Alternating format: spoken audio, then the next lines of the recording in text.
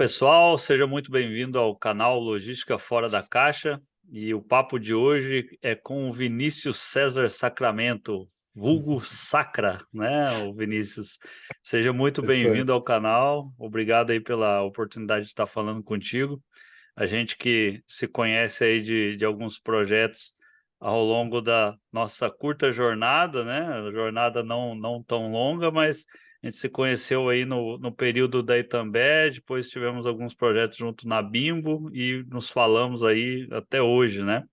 Isso aí. Seja bem-vindo aí mais uma vez, obrigado pela confiança de estar batendo um papo aqui no canal e se apresente para a gente, né? Se apresente aí para a galera que não conhece o Sacra. Obrigado, primeiro, obrigado pelo convite. Tá? Acho que é um prazer a gente poder trocar essas ideias fora do ambiente de trabalho, como a gente fazia antes, né? Vai ter tempo para falar sobre isso, mas muito obrigado pelo convite. Ah, os que não me conhecem, Vinícius Sacramento, ou Sacra, dependendo de quem está me chamando, 34 anos, sou mineiro de Belo Horizonte, moro em São Paulo há pouco mais de 5 anos. Casado com 2 cachorros que quase destroem a casa de tempos em tempos. Trabalho com logística há pouco mais de 16 anos, por uma série de segmentos, desde bebidas, panificação, laticínios, móveis, enfim. Então, tem uma gama diversificada nesse sentido. Sou formado em administração de empresas, com habilitação em logística pela Faculdade Pitágoras de Belo Horizonte e tenho um MBA em gestão de projetos pela Universidade Católica de San Antônio de Múrcia, na Espanha, que eu concluí recentemente. Dentro da minha carreira, acho que eu tive a oportunidade de passar por vários níveis e por várias empresas, por várias gestões, por várias equipes. E ela começou profissionalmente na Coca-Cola em 2006 como jovem aprendiz. E só que antes até da parte de jovem aprendiz, uma coisa que me levou até ali, depois eu acabei fazendo essa conexão, foi um trabalho que eu tive alguns anos antes no escritório de contabilidade do meu tio como office boy. Então foi a primeira experiência profissional, vamos dizer assim, de ter um contato com o trabalho, de ter uma rotina, de ter uma responsabilidade sobre alguma coisa. E quando eu comecei a trabalhar no escritório dele, eu tinha, né, isso em 2003, 2004, a gente ainda tinha muita demanda em papel, muita demanda em cartório, muita demanda em banco. Né? Hoje a gente faz tudo por Pix, faz tudo por computador, em nada, mas a gente tinha coisas para gravar em disquete, coisas para levar na máquina de escrever e pagar numa fila de banco e tudo mais. Então, o Office Boy ele era necessário para fazer muito. Eu nem sei se existe Office Boy mais. Só para tu saber aí, né? Tem alguns casos que citaram né, a função de office boy e disseram que precisavam descrever para quem está ouvindo o que é, né? E aí, só É, para avisar a galera, eu nem coloco no currículo mais, mas eu tenho curso de datilografia. pois é, eu tenho de digitação. Eu já peguei um passo um pouco depois, mas eu tenho digitação que também não vai para o currículo, porque ninguém faz ideia do que é isso hoje. Sim, sim. Mas aí, nessa época, eu comecei a fazer esses trabalhos de atuar nessas rotinas diárias de contabilidade. E eu sempre gostei, desde criança, não sei exatamente o motivo, mas eu sempre gostei de ônibus, de transporte público, de saber como funcionam as coisas. Então eu sabia como funcionavam linhas de ônibus, para onde o ônibus ia, por onde ele passava e coisas do tipo. Quando eu comecei a trabalhar no escritório do meu tio, isso me ajudou porque eu conseguia organizar a minha rotina levando em consideração essas coisas que eu sabia de transporte. Então, eu pegava uma pilha de coisa para fazer e falava: eu tenho que sair daqui, pego o ônibus tal, desço em tal lugar, vou no banco, vou na empresa, ando a pé, almoço. Então, Já tinha montava um planejamento sem Google, né? tem Google, uma roteirização, vamos dizer assim. Eu não fazia ideia de que existia roteirização, logística, nada. Eu fazia porque, para mim, era mais prático. Então, eu saía do escritório de manhã com um monte de coisa, montava uma rota que eu entendia que era ideal para eu poder trabalhar e gastar menos tempo, menos dinheiro também, com passagem e tudo mais, e voltava no final do dia com as coisas feitas. E isso me ajudou muito, porque agilizou bastante o trabalho lá do escritório do meu tio, porque eu saía com muito mais coisa para fazer, ao invés de pegar um boleto, ir no banco, voltar no escritório, pegar um papel para assinar, voltar no escritório. Então, isso acabou agilizando e, enfim, ajudava no meu dia a dia. Quando eu recebi a oportunidade para participar do programa de Jovem Aprendiz na Coca-Cola, nós fizemos um curso de 6 meses, que era um curso de assistente administrativo pelo Senai, e depois a gente ia para a Coca-Cola para ficar por mais, se não me engano, 3 ou 4 meses trabalhando numa área, já com base na informação que a gente tinha adquirido no curso. E quando eu fui para a Coca-Cola, nós podíamos escolher qual era a área que a gente ia fazer esse trabalho. Então, tinham vários jovens aprendizes lá. Nós fizemos a reunião, coincidentemente ou não, no prédio da logística, e, e a nossa tutora começou a passar as informações de cada área que precisava de um aprendiz e o que, que essa área fazia. Tem um RH cuida de contratação de pessoas, pagamento de salários, etc. Quem quer ir para o RH? Olha, não é legal. Marketing cuida de promoções, propagandas, tá? Não é minha praia. E cada um foi levantando a mão. Enquanto eu estava lá, tinha um mapa gigante na parede, bem na minha frente, assim, da sala de reunião, com o mapa de Belo Horizonte, tem até um mapa parecido hoje, com uns desenhos, algumas linhas traçadas e tudo mais. E eu ficava olhando para aquilo e falava, pô, já passei ali. Nossa, tem uma vez que eu passei em tal lugar que era ali perto. Fiquei viajando naquele mapa. É, Até uma hora ela falou, tem uma vaga na área de logística. Então, logística trabalha com a entrega das mercadorias, eles usam muito esses mapas, tipo esse mapa que está aqui na parede, e cuida de todas as nossas entregas e tudo mais. Alguém quer ir para a logística? Olhei em volta, ninguém levantou a mão, falei, eu quero. Acho que eu tenho um pouco de familiaridade com isso. E acabei entrando na área, acabei, desde o primeiro dia, já tendo contato com o sistema de roteirização, e aí que eu fui descobrir o que é logística, o que é roteirização, como que a entrega de uma Coca-Cola é feita num bar, numa lanchonete, etc. Comecei a linkar que tudo aquilo que eu fazia no escritório do meu tio era uma roteirização de forma básica, mas eu montava um cenário ideal para poder trabalhar e comecei a me inteirar mais desse assunto. Né? Na época eu usava Roadshow na estrutura de trabalho da Coca-Cola, e um dos grandes trabalhos que a gente fez durante todo esse período de jovem aprendiz foi geolocalizar clientes. Então, para quem já trabalhou com roteirização, sabe que é uma das coisas mais chatas que tem para fazer, que é E geolocalizar uma lista. na época era por CEP, né? Era por CEP, eu tinha uma lista telefônica do lado, que eu precisava consultar algumas coisas. Então, sei lá, o cliente da rua tal, número 200. Onde fica o número 200? Fica entre a rua tal e rua tal. Então, vai na lista telefônica, que também talvez tenha que citar para alguns que é uma lista telefônica igual o Office Boy.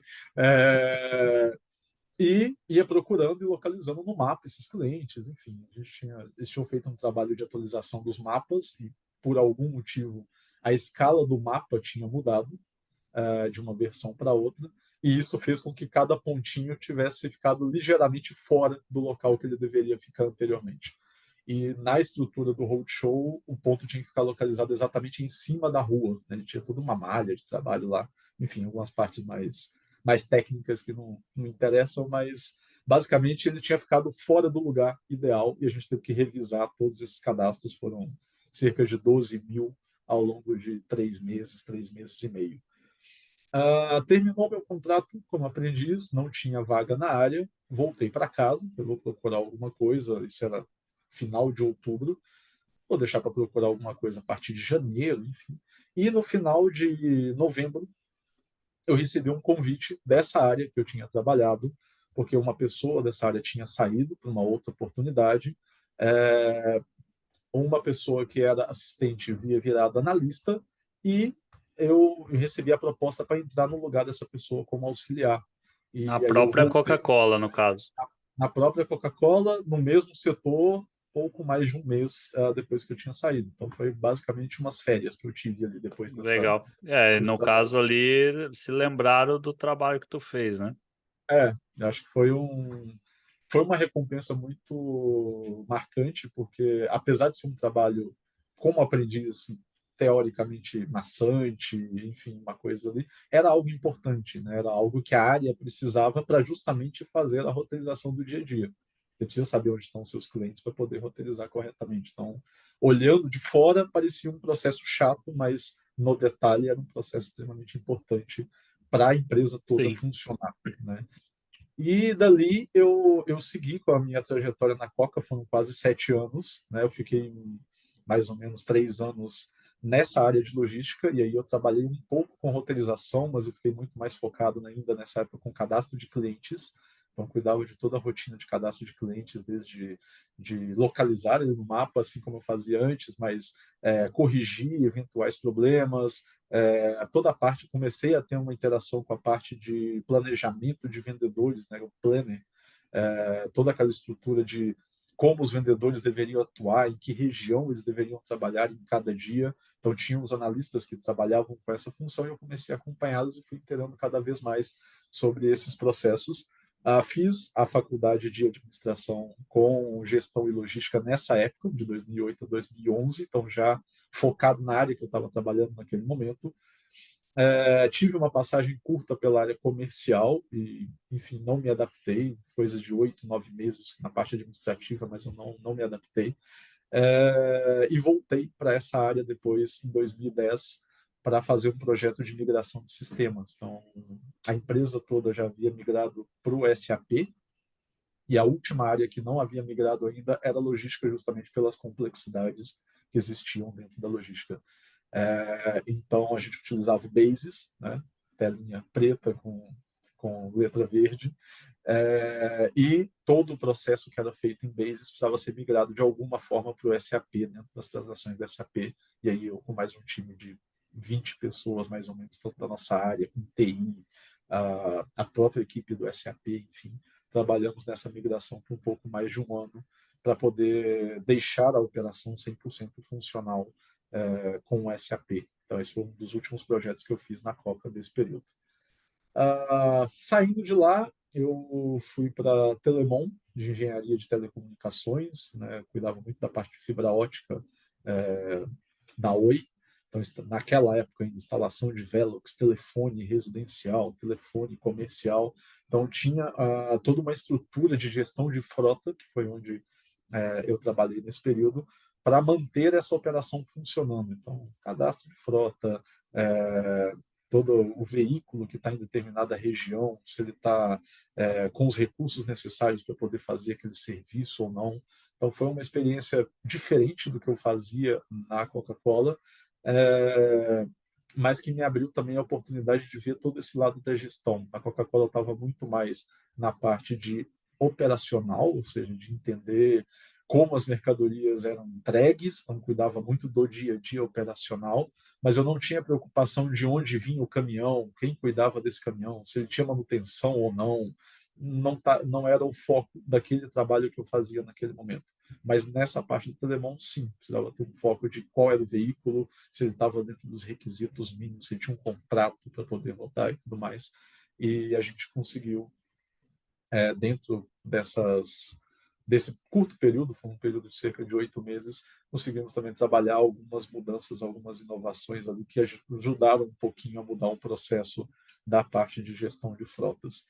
Só que, nesse período, eu comecei a ficar um pouco chateado com logística. Acho que talvez um pouco frustrado com a operação da Telemon em si, não com a empresa em si, mas talvez com a rotina que eu havia executando naquele momento.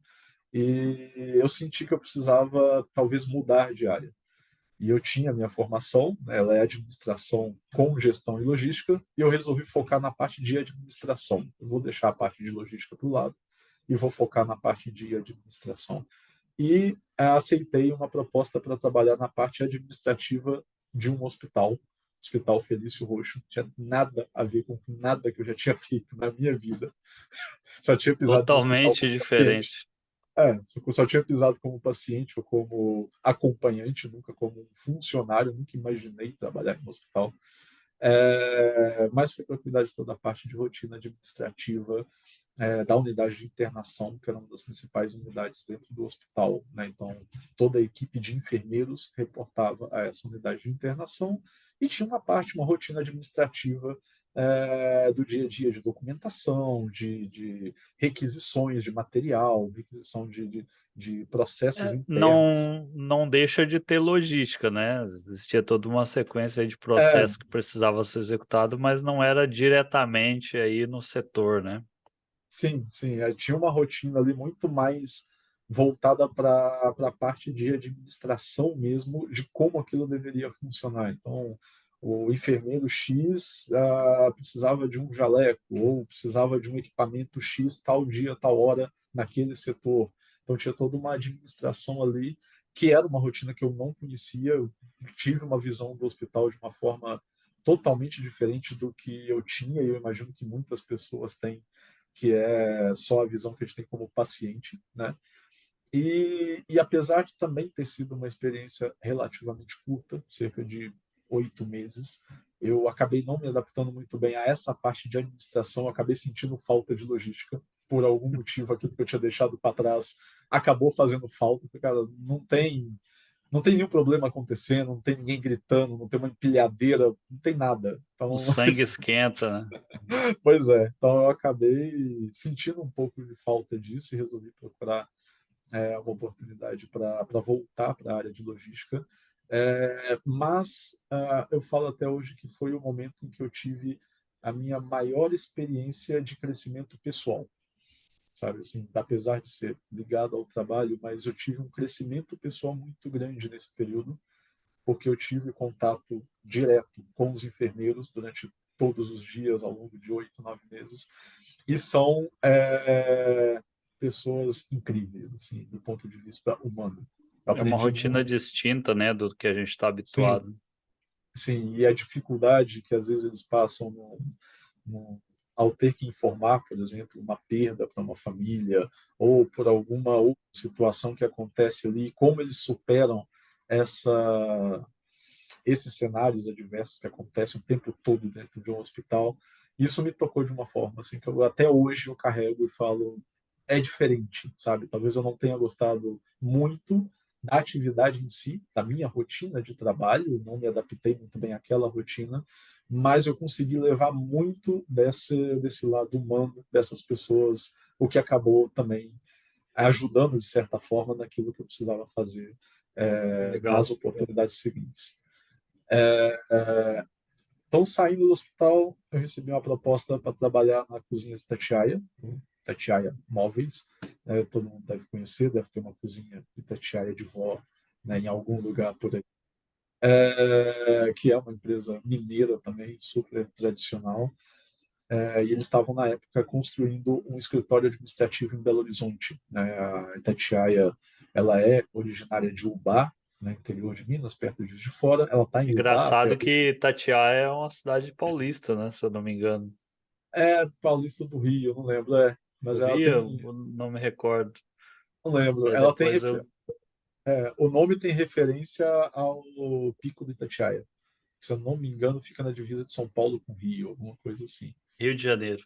É, Fala para então corrigir tem, aqui a informação, é Rio de Janeiro.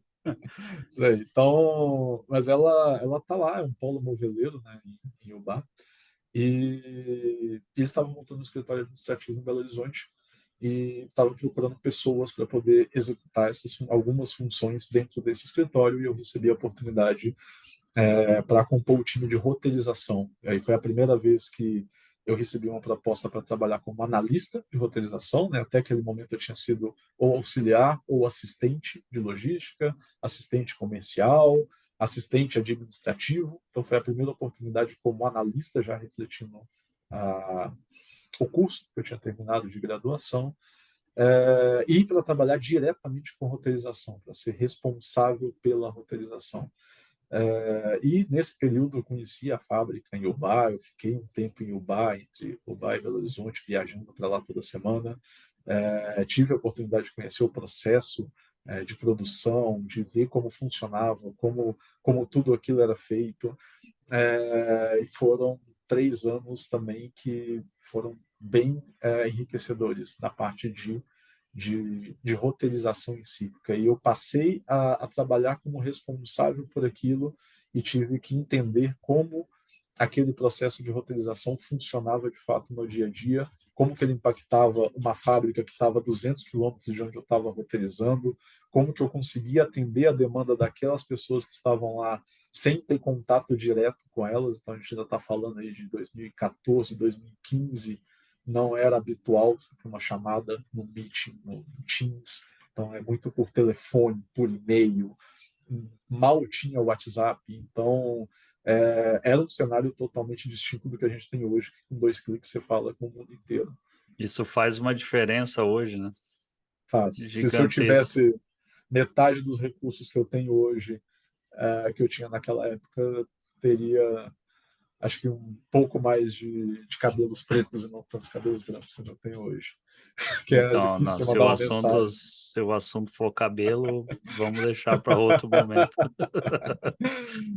Mas foram. A gente teve muita oportunidade legal, teve muitos projetos legais que a gente ainda vai ter oportunidade de falar um pouquinho sobre eles, Legal. mas foi uma experiência diferente também, porque foi a primeira vez que eu trabalhei é, responsável por uma roteirização de algo que não era ligado a produtos alimentícios, por exemplo, como era a Coca-Cola, né?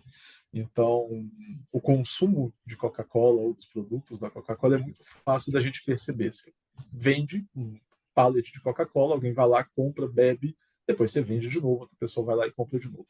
Quando você fala de uma cozinha que, teoricamente, você tem, como eu brinquei com a casa de vó, você tem uma cozinha que está lá há 10, 20, 30 anos e a cozinha está em ótimo estado, você não consegue imaginar tanta gente comprando aquele produto e não sabe como aquilo gira, sabe?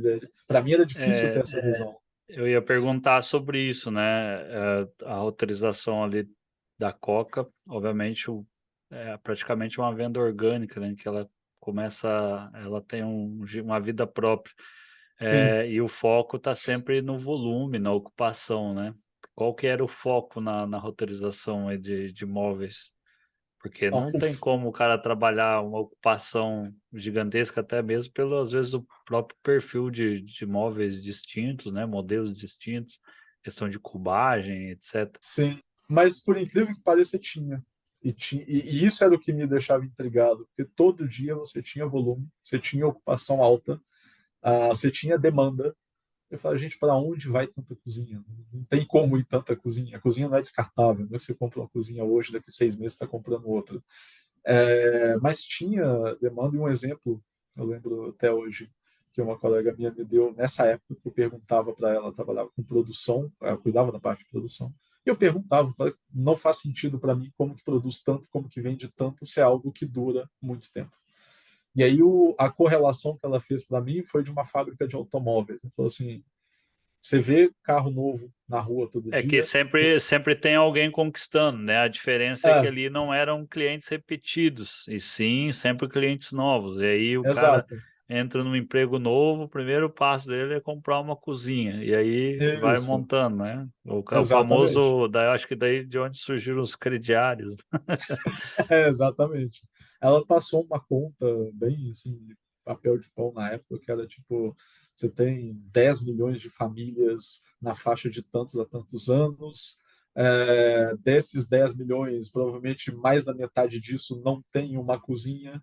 Então, se você estiver falando de 5 milhões, a gente vende 10 mil por mês. Então, você tem um mercado ainda de X% que você não atende, mesmo com esse volume. E aí começou a clarear um pouco mais essa visão, mas confesso que para mim sempre foi muito mais fácil essa visão palpável do alimento, que eu sei que ele vai ser consumido, enfim, e vai ter uma rotina. Mas era uma roteirização focada em rotas de longa distância, né? Não era como a da Coca-Cola, que é em centros urbanos, com uma densidade de entregas muito alta, então era uma densidade muito baixa, espalhada pelo Brasil inteiro, em diferentes cidades, mas que tinha uma certa recorrência justamente em função disso. Então, hoje eu passo lá e entrego 2 cozinhas para 2 pessoas compraram, mas semana que vem outras 2 foram na casa dessa pessoa que comprou, achou bonito e resolveu comprar também, então vai acabar entregando de novo e isso acaba gerando toda essa rotina. Aí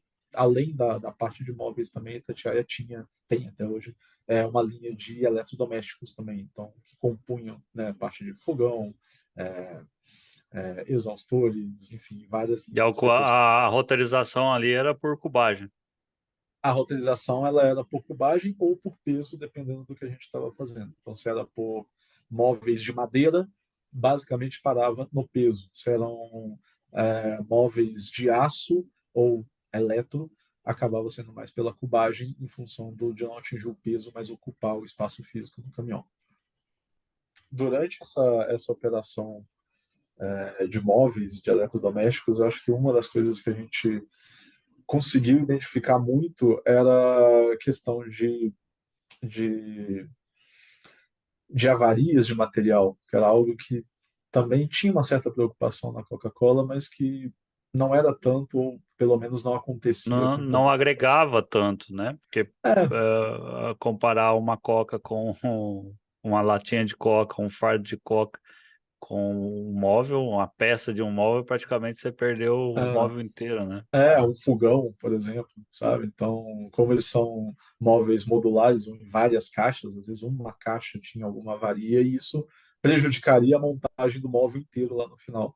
Então, havia toda uma preocupação de carregamento, de como organizar essas cargas dentro dos veículos para que elas fossem melhor acomodadas, uma questão de peso, né? Então, eu comecei a ter algumas visões ali que eu não tinha tido até então, de outras nuances da logística que a gente precisava se cuidar. Então, por exemplo, peso por eixo, para passar numa balança e evitar uma multa. É, trabalhar com essa parte de cubagem. Então, na Coca era muito em pallets. Então, tem 8 pallets, 10 pallets, cada caminhão tem uma baia. Então, você coloca os produtos ali, não tem muita preocupação com uma cubagem específica, né? Isso falando, claro, daquela época. Não sei hoje como que está o segmento, mas a gente na Itatiaia tinha uma preocupação um pouco maior com essa questão de cubagem, de peso, porque senão a carga poderia não caber, a carga poderia ficar pesada demais, o veículo contratado poderia ser menor do que o veículo que realmente precisava ter aquela para levar aquela carga. Então tem algumas outras questões de administração de frota e de administração de contratação de fretes, e da própria roteirização, que acabava refletindo por consequência, que eu passei a ter ali dentro da Itatiaia ao longo desses 3 anos trabalhando com eles.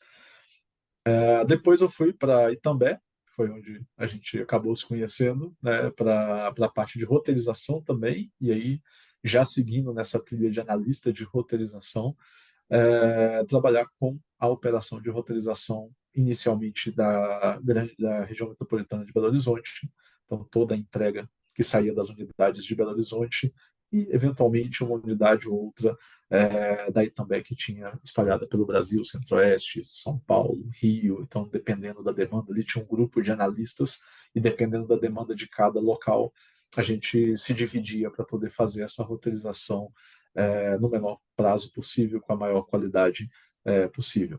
E aí, na Itambé, eu comecei a identificar outras realidades que eu também não tinha vivido até então, como, por exemplo, trabalhar com mercadorias refrigeradas e não refrigeradas.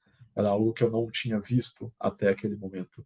E a É, sensibilidade, né? A sim, sensibilidade do produto era gigantesca no sentido de avarias, né? Era muito fácil avariar, uma, principalmente pelo modelo de entrega, né? O modelo de veículo.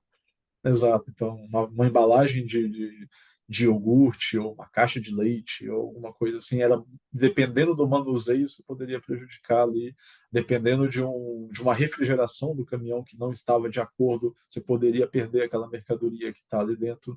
Então, tinha umas outras variações da logística que eu não tinha vivenciado até então, e que mesmo não trabalhando direto na operação, né, eu nunca tive a oportunidade, na verdade, de trabalhar muito na operação, né, na doca em si. Eu trabalhava muito mais quando eu tinha algum projeto para implementar, alguma rotina assim, mas a minha rotina sempre foi muito mais dentro da parte administrativa.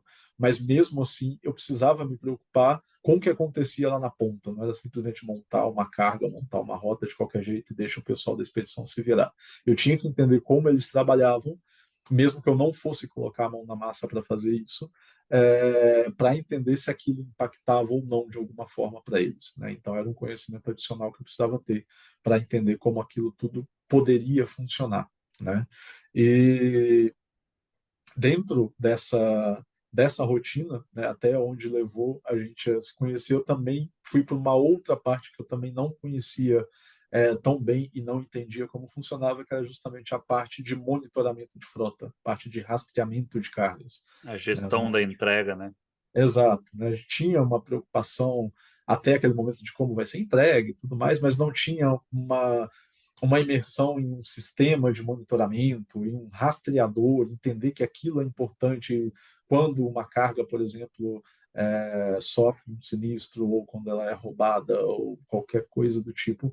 E foi onde eu tive a oportunidade também de construir um pouco, de entender um pouco como funcionava essa rotina de monitoramento que vinha após o trabalho que eu executava no dia a dia com a roteirização. E de fato ali, né, no caso na gestão de entregas, é onde você mais tem informações para retroalimentar o trabalho do planejamento, né? E às vezes Exato. algumas ainda existem operações que não valorizam esse elemento da ação do motorista, a ação de uma entrega, né? Isso é bastante Sim. importante para o processo. Exato. E eu olhando, né, em retrospecto, eu sentia muita falta disso nas outras operações em que eu trabalhei com roteirização. Né? O exemplo da Itatiaia, por exemplo, eu mandava um veículo para a rua, ele poderia ficar 7, 8, 10 dias na rua, para poder fazer essas entregas em vários estados, mas eu não fazia ideia de onde estava esse motorista, se ele conseguiu Você entregar ou acaba não. fazendo um planejamento cego, né? Porque você não É, tem um retorno do que está acontecendo, você acha que está correto baseado nos parâmetros que você está criando exato. diariamente, não no que está sendo executado. É só pegando um gancho, né? Uma vez a gente num treinamento, eu levei o cara da roteirização para falar com os motoristas. E os motoristas, cara, caiu de pau no cara, né?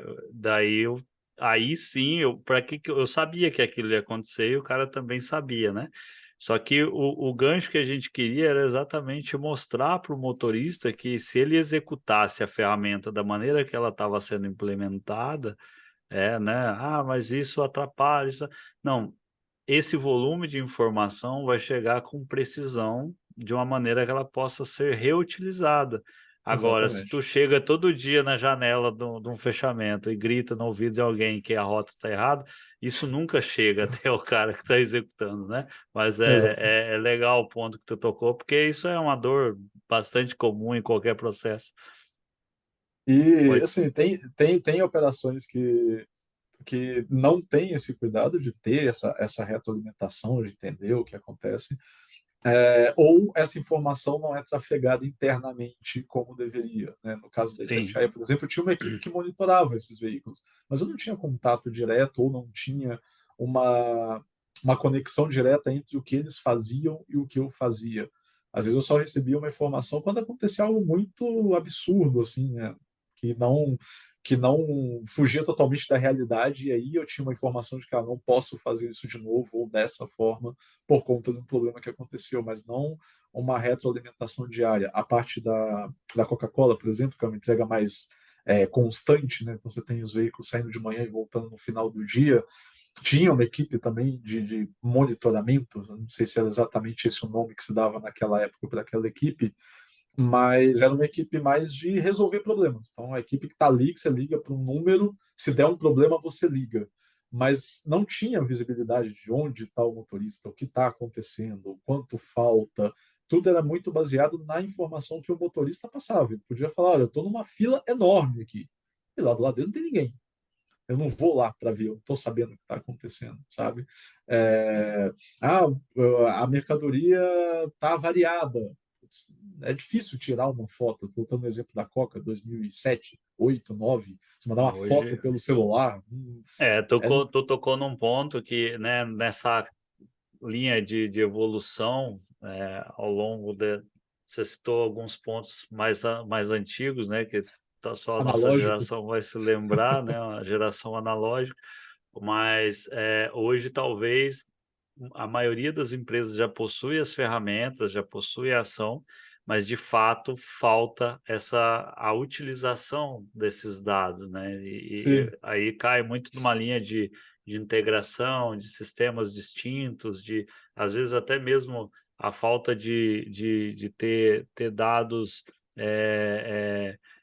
organizados, né? Porque não adianta ter muita informação e esses dados não estiverem de uma maneira organizada que você consiga Sim, reaproveitar de fato. Então, é, pegando essa linha, trazendo a linha analógica para o digital, muitas das empresas já têm as ferramentas, mas os dados não estão sendo devidamente aproveitados. Isso é muito comum quando você vai para o processo, né? Imagino que você deva estar vivendo isso e a gente vai falar sim, sobre isso também na frente.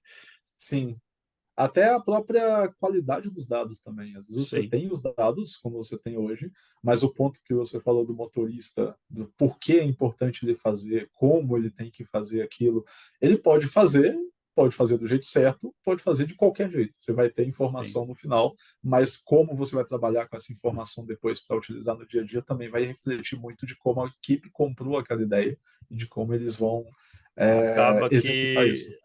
acaba que nem a higienização desses dados ela não tem um caminho, né, específico, Uhum. porque não tem como você determinar, né? Às vezes você vê muita consideração de o cara vai lá e expurga determinado dado porque o tempo está curto. E às vezes, de fato, é aquele tempo curto, né? E Exato. como você não tem um parâmetro, não tem como você chegar a um objetivo de consolidação se a informação não está sendo bem acompanhada, né? Mas É isso legal. aí. Daí também foi onde eu recebi a oportunidade pela primeira vez de mudar de estado, foi quando eu fui para Bimbo, né, em 2018. Trabalhei um pouco no Rio de Janeiro por alguns meses, mas a minha base final foi em São Paulo desde dezembro de 2018. É, e foi onde eu tive a oportunidade, talvez, de maior crescimento naquela época. Né? Eu recebi uma proposta para ser analista de roteirização sênior, que era algo que eu não tinha atingido até aquele momento nas outras operações. Depois eu acabei recebendo uma proposta para virar supervisor de uma equipe que estava sendo criada dentro da Bimbo de monitoramento. Então foi meu primeiro cargo de liderança ali, isso tudo num espaço de 6 meses ou um pouco menos. E foi onde eu tive essa oportunidade de trabalhar tanto com a parte de monitoramento de entregas, com uma equipe acompanhando e trabalhando justamente esses dados que a gente falou agora, de acompanhar, filtrar, entender quais dados estão certos, quais dados estão incorretos, e realizar de fato um monitoramento das entregas. Né? Então, só contextualizando, né? A gente falando do grupo Bimbo, né? Hoje é a indústria de panificação, uma das maiores do mundo, né? Pão Puma, Ana Maria, coisas que estão no nosso dia a dia. Então, é uma indústria alimentícia e tem uma operação também muito singular em relação ao segmento, né? Em relação a esses outros que a gente comentou. Então, não tenho movimentação de pallets ou, ou caixas, enfim, até algumas caixas, mas muito menos, mas eles utilizavam um material chamado cesto, né? E essa era a unidade de medida que eu tinha para trabalhar dentro dos veículos, quantos cestos de pão eu consigo colocar dentro de um veículo. Então aí abre também mais um leque dentro daquele caminho de roteirização, mais um conhecimento como refrigerado, como a E aí volumetria.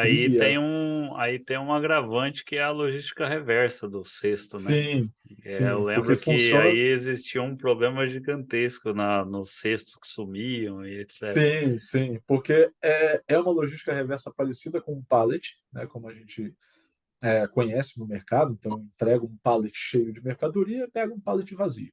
Só que o pallet, ele basicamente não tem um dono, não tem uma marca. Eu pego um pallet que está ali disponível, eu te entreguei 10, peguei 10 e está tudo certo.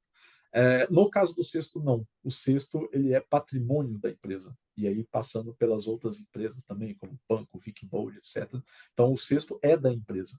Então, eu entrego o cesto em forma de comodato, como se fosse o vasilhame da Coca-Cola ou da Ambev. Tinha um Então, eu te ponto aí entrego. também tinha um ponto que o cesto ele não nem sempre o cesto estava 100% ocupado, né? É, Também, em às alguns vezes o casos, não pedido, tinha. o cesto ele estava, né, ou meio vazio, meio cheio, dependendo do Meio do ponto de cesto. vista. Mas exato, também era um outro ponto, que às vezes você poderia ter o cesto ocupando o espaço, mas nem sempre o cesto estava ocupado. Também era exato. um ponto legal, né? Essa etapa da sua jornada aí eu conheço ela bem, né? Mas eu prefiro não comentar, deixa. Vamos Foram, tocando. foram 2 anos e meio bem intensos, com muitas oportunidades, muitos aprendizados dentro dessa linha. Essa parte de logística reversa, por exemplo, apesar de a gente ter um contato, tive um contato com isso na época da Coca-Cola, né? Então entregava uma caixa de cerveja cheia, pegava uma caixa vazia, enfim. Só que era muito mais fácil, é um para um. Estou te entregando uma, me devolve uma e tá tudo certo. O sexto era algo muito particular e foi talvez um dos pontos mais Tem específicos que eu um, peguei. tem um, tem uma particularidade nesse processo também, que ela até hoje, né, quando a gente for falar desse ponto, tem uma diferença muito grande do processo comum, porque o próprio motorista era um vendedor, né? Ele vendia Também, o pão no cliente e a nota era gerada lá no ato da entrega, né? Isso é, geralmente para quem trabalha com viagem embarcada, viagem faturada, que existe ali toda uma previsão. Eu lembro que na época a gente fazia um estudo louco ali para tentar fazer com que isso integrasse instantaneamente e gerasse esse controle. É muito isso. diferente o processo, né? Não sei Uma se você já boa pegou parte. algum processo de implantação assim. Depois na frente até vou deixar esse ponto aqui para a gente usar É, como uma referência, porque é um processo muito diferente daquilo que a gente tem o hábito de estar cuidando, né?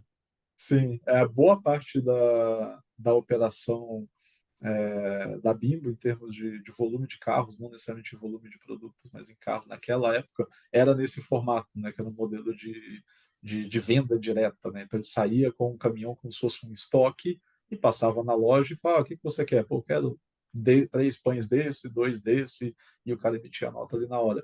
Então, é um controle também complexo, né? Ele tinha a função de motorista, de vendedor, de repositor, porque ele também pegava essa mercadoria e colocava dentro da loja, montava toda a exposição para o cliente poder chegar depois e encontrar essa mercadoria. E a gente cuidava, é, não diretamente com o monitoramento em cima disso, mas aí já numa outra função que eu tive dentro da Bimbo, na parte de planejamento estratégico dessa construção dessas rotas. Né? Na época a gente trabalhava com roteirização fixa, né? Então, só no contexto, roteirização dinâmica é aquela em que você cria as rotas todo dia em função do volume que você tem para poder roteirizar. Então, eu recebo a demanda do dia, a venda do que foi feito, e em cima daquilo eu vejo qual é a minha disponibilidade de veículos e monto as minhas rotas para poder trabalhar no dia a dia. O modelo que a gente tinha lá era um modelo de roteirização fixa, então eu trabalhava com uma média histórica, já prevendo uma média histórica de vendas, que analisando os últimos meses, últimos anos, enfim, e como aquilo se projetava para frente. E caso aquela média histórica se mantivesse, eu precisaria ter X veículos em tal dia que atenderiam essa rota. Então eu já tinha um planejamento muito mais amarrado ali. Né? Quando ele funcionava da forma que a gente esperava, rodava muito bem, era um modelo que se encaixava muito bem para esse tipo de negócio, mas claro que haviam sazonalidades que esse modelo não cobre. Né? Então, era um problema do ponto de vista logístico quando um cliente que sempre comprou 2, 3 cestos de pão fala assim: hoje eu quero comprar 40. Do ponto de vista de comercial, é excelente, vou te vender, vai faturar mais e tudo mais. A produção também, vai ter produto na loja, tudo mais, mas logisticamente falando, eu não tinha preparação para esse pico de volume. E aí você começava a ter algumas modificações no modelo fixo que acabavam se tornando uma roteirização dinâmica, porque se fosse uma coisinha ou outra, talvez fosse mais fácil de administrar, mas você tinha várias situações dessas todos os dias. Então acabava sendo um modelo quase híbrido, vamos dizer assim. Você tinha uma rota fixa que poderia ter alguma mudança e se tornar dinâmica em função desses picos de venda, de uma negociação, de uma promoção, alguma coisa assim. Mas originalmente ela era, na sua maior parte, como uma rota fixa, né?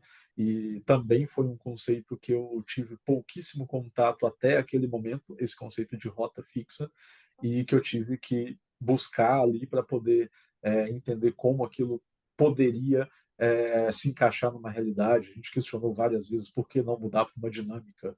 e aí eu era, né, quase crucificado. Assim, como vai ser dinâmico? É impossível ser dinâmico.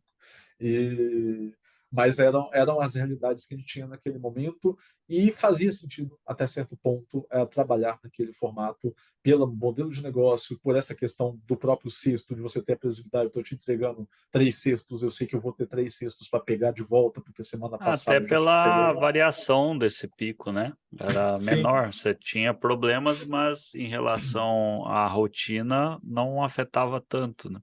a variação de mercadoria era um pouco menor, né, em relação, por exemplo, a bebidas, que você tem uma época agora, maio, junho, julho, que você tem uma queda, chega setembro, outubro, novembro, dispara a venda, então o pico de sazonalidade é muito diferente. Mas ainda tinha algumas ali que eventualmente a gente não conseguia cobrir da melhor forma, porque era um estudo fixo, era um estudo montado para manter uma rotina padrão que qualquer variação além do previsto ali já poderia causar algum impacto na operação como um todo, como contratar veículos extras ou qualquer coisa nessa linha. Né? Ah, eu lembro que a frota da Bimbo era uma frota fixa, né? E diga-se de passagem, uma frota muito bacana. Tinha ali as plataformas, né? Um investimento Sim, alto, todo em sim, ergonomia, os carros todos rastreados, telemetria, né? Até foi nesse ponto que a gente se envolveu, né? sim. É, e tinha também frota spot nessa época. Então essas oscilações elas eram sempre tratadas com frota spot. Exato. Todo esse planejamento fixo ele era montado em função da frota própria que eu tinha para aquele local. Né? Então, eu tinha o canal de atendimento direto, que era esse do vendedor, eu tinha um canal de autosserviço, que atendia grandes redes, mas eu só sempre trabalhava em cima do que eu tinha disponível para aquela demanda e como eu atenderia em cima dessa frota fixa. Qualquer variação que não se encaixasse nessa frota fixa, de sazonalidade era um exemplo, ou alguma outra necessidade qualquer, acabava se encaixando nessa frota terceirizada, nessa frota spot. Legal. E aí, com esse time, primeiro na parte de monitoramento e depois na parte de planejamento estratégico, foi onde eu tive a primeira oportunidade ali de ter uma posição de liderança, né? Talvez um pouco ainda sem saber exatamente o que fazer ou como fazer, aprendendo no dia a dia, né? Tipo, vou falar com a pessoa vai fazer, ela vai brigar comigo, ela vai achar que estou mandando de uma forma, não sei. São os pensamentos que a gente tinha porque eu não tinha essa experiência, né? Não tive uma idade anterior de trabalhar isso com mais tempo para assumir uma cadeira em algum momento. Foi algo meio. Surgiu meio que natural, né? Sim, Talvez por uma necessidade. sim. Temos uma área, precisamos de alguém para liderar essa área, e eu acho que você é a pessoa para liderar essa área. Foi ok, topo. E depois eu descubro como que eu vou fazer isso, mas eu topo. Mas foi uma Como oportunidade. muitas coisas na nossa vida. Sim, sim. Mas foram oportunidades bem legais que me ajudaram a ter esse primeiro contato. Aprendi muita coisa sobre o que eu deveria fazer e que eu faço até hoje, coisas que eu fiz e que talvez eu me arrependa e não vou fazer mais é, daqui para frente. Então, eu consegui ter esse cenário onde eu conseguia além de cuidar da operação, né, tecnicamente falando, com a equipe que estava ali, cuidar também da gestão de pessoas, né, de cuidar de um dia que o funcionário está de mau humor, de cuidar de um dia que o funcionário faltou e eu tenho que realocar uma outra pessoa para fazer isso, na parte de planejamento estratégico, de cumprir um prazo, então, reuniões para cumprir o prazo, para trabalhar com as informações corretas no menor tempo possível para aquilo ser atendido da melhor maneira. Então, foram agregando funções ali é, Vai que criando a acabaram. casca da bagagem, né? Exato, que criou toda a oportunidade para chegar na última oportunidade, que é a oportunidade a experiência que eu tenho hoje, né? Já estou há pouco mais de 2 anos e meio na Valtize, hoje como especialista do time de som, né? Na parte de implantação de projetos, que foi uma mudança total do que eu Radical. fazia. Total, porque eu mudei de Mas lado, né? Mudei da cadeira, saí isso do lado de quem esse fazia. é um gancho que a gente vai Ah, comentar, porque eu ao longo da minha vida profissional também, eu percebo o quanto isso fez eu crescer e mudar a forma de enxergar, né? Porque no meu Sim, caso eu trabalhei muito na operação também, executando a operação. Então, quando tu vem para a área de projetos, de implantação, a tua visão é totalmente diferente, né? exato. Eu saí do local de onde eu recebi as informações ou recebi uma consultoria ou alguém que fala tem que fazer desse jeito para ser a pessoa que fala como ele tem que fazer. Saiu da resistência para ser a insistência, né? Exatamente. E hoje, com essa. Mas é uma oportunidade que fez muito sentido, porque hoje, passando por tudo isso, né, desde a experiência até lá do Office Boy até agora, é, me dá a oportunidade de conversar com as pessoas que eu tenho, dos projetos que eu tô liderando ou que eu estou acompanhando com a equipe, me dá a oportunidade de falar de igual para igual, no sentido de que eu já estive no seu lugar, eu sei por que você está preocupado com esse problema, e uma forma de te ajudar a resolver esse problema é esse, porque se alguém tivesse me oferecido essa solução lá atrás, quando eu estava no seu lugar, eu teria aceitado, porque teria me ajudado bastante. Então, é uma oportunidade de poder levar essa informação, né, como um consultor mesmo, de trabalhar esses detalhes e entender qual que é a necessidade que ele tem e qual é a resistência que aquela pessoa está tendo naquele momento em função do projeto, ou em função da mudança daquele processo que a gente está tentando propor ali dentro da empresa. Legal. Essa hierarquia toda, né, que de construção, costumo dizer hierarquia, porque independente de cargo, de salário, de empresa, é uma construção e para a Sim, gente como profissional não deixa de ser crescimento, mesmo que às vezes você dê um passo atrás, faz parte do crescimento. Hoje, a dinâmica que você precisa ter para tratar diversos tipos de operação, diversos segmentos, né? São projetos todos distintos. Tu começou lá na contabilidade, eu fiz a anotação aqui, a contabilidade, depois a telefonia, a hospitalar, móveis, laticínios, lácteos ali, o pão, e saiu desse planejamento operacional, né, e veio para a área de projetos, implantação, de fato ali mudou totalmente a visão do negócio. Você entende que toda essa sua construção, essa trajetória, obviamente, que lá atrás na contabilidade, por mais que você ainda era um menino, tu não tinha a visão técnica e profissional da área, né? Mas aquilo que você fazia já começou a moldar parte daquilo que você executa hoje, né? Você sim, entende que essa tua trajetória favoreceu o desempenho que você tem hoje nessa compreensão e principalmente, né, eu costumo dizer aqui para o pessoal que nessa posição a gente às vezes lida com operações totalmente distintas, mas que a espinha dorsal da logística ela é a mesma, né? E são sim. vertentes distintas, às vezes nomenclaturas distintas para as mesmas ações. Você acha que essa tua trajetória ela contribuiu para aquilo que você executa hoje e talvez se você não tivesse vivenciado isso, você teria dificuldade para tomar ações que você toma hoje? Ah, com certeza, porque por dois motivos. Acho que o primeiro é a parte técnica, né? Então, ao longo da carreira, a gente vai aprendendo muitas coisas, vai aprendendo muitos conceitos e vivenciando operações diferentes, como eu tive a oportunidade de trabalhar.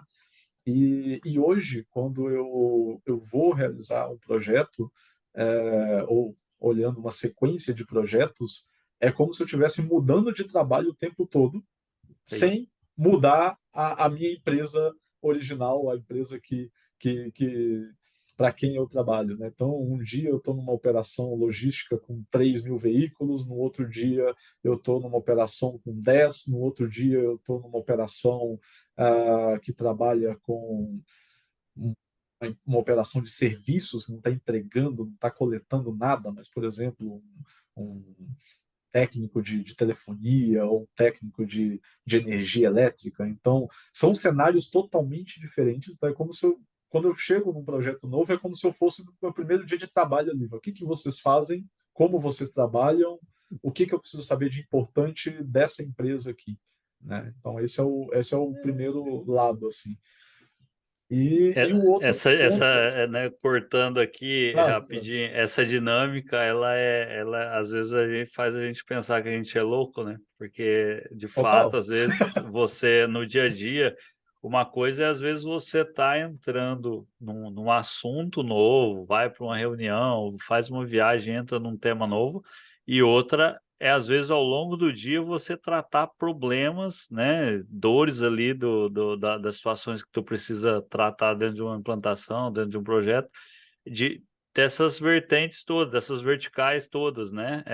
Sim. E às vezes eu pelo menos sou assim, tem momentos do dia que às vezes eu falo, não, calma lá, calma, deixa eu esperar aqui, tá? Esse tema daí parece que você precisa buscar no teu HD aqui informação Exatamente. para processar ela correta, né? Porque senão tu acaba falando besteira, porque de fato, tanto nessa parte de implantação quanto na própria consultoria, que você acaba pegando bastante projetos distintos, é, todo dia é um aprendizado. E Sim, com o tempo você vai vendo que, né, essa espinha dorsal é o que te mantém centrado para poder tratar coisas distintas, né? Mas aprendizado é todos os dias e você pega ideias de outros lugares e traz para processos distintos, né? Então, sim. isso é bacana. Essa talvez é o que ajuda a manter não ficar louco, na verdade, no dia a dia, é justamente tratar a operação de uma forma mais racional, né, vamos dizer assim. Então, por mais que seja um e-commerce, ou um operador logístico, ou a telefonia, ou a feira, qualquer coisa assim, olhar de uma forma mais fria. O que que ele faz? No final, é logística, muitas vezes é uma entrega com caminhão, uma entrega com carro pequeno, é uma entrega numa roteirização urbana, uma entrega numa roteirização intermunicipal. Então, são cenários similares quando a gente olha de uma forma mais fria. Claro, quando você entra na operação, você sabe que ele tem um produto X, que ele tem que ter uma particularidade Y, e aí você começa a detalhar um pouco mais. Mas, a grosso modo, eu posso comparar uma operação de 2, 3 veículos com uma operação de 5.000 e vai ser, na essência, a mesma coisa. O que muda é o tamanho, o Exato. que muda é a proporção de como aquilo vai ser executado, mas eu não preciso necessariamente aprender dois cenários diferentes para poder fazer, porque a regra em si é a mesma. Né? Então, isso ajuda um pouco. Tu falou um ponto aí que é a mesma coisa, às vezes o cara vai fazer um teste, ele quer testar 1.000, né? Não, É, testa um só. Se um der certo, o restante vem por consequência, né? Então, exatamente, é mais exatamente. ou menos isso. Legal, Vinícius. A tua trajetória, né? Tu conseguiu explanar ela de uma maneira bem técnica. Eu acho que é, os termos que tu usou, a nomenclatura, né? O passo a passo seu ali, tu conseguiu deixar muito claro essa diferença de cada um dos detalhes operacionais aí daquilo que você executou ao longo da jornada. É, obviamente que são bastante empresas assim para com uma variedade grande de processos, né? Mas ao longo dessa jornada, você tem algum projeto, né? Alguns projetos aí que você considera bacana de relatar, onde você enfrentou aí desafios, dores, deu vontade de desistir da área? O que que você tem de legal aí dessa jornada? Tem vários, mas eu acho que alguns que dá para elencar aqui. Na época da Itatiaia, um dos problemas que a gente sofria dentro dessa parte de roteirização era justamente administrar essa frota de veículos terceiros, né? Quando ele deveria atender uma região, ou em que modelo ele deveria atender determinada região. Né? Quando eu entrei, por exemplo, a roteirização era feita a cada 2 horas com o que caía de pedido nas 2 horas anteriores. Então é como se E você frota fizesse todo spot. frota todo spot.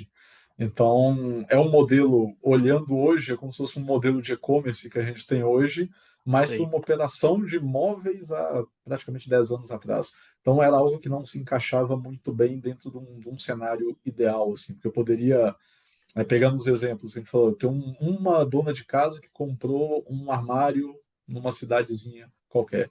E aí eu roteirizo ela aqui agora. Se daqui uma hora uma outra pessoa daquela mesma cidade comprou, eu vou roteirizar de novo e vou mandar um segundo carro para aquela cidadezinha, né? Sendo que eu poderia esperar um pouco mais para poder agrupar isso. E dentro dessa linha, a gente foi evoluindo esse conceito ao longo do tempo, né, junto com o time, e num determinado ponto a gente conseguiu chegar num modelo de calendarização para poder organizar essas demandas de uma forma um pouco mais fácil e para que pudesse ter um volume um pouco maior, especialmente nessas regiões que não tinham tanta demanda.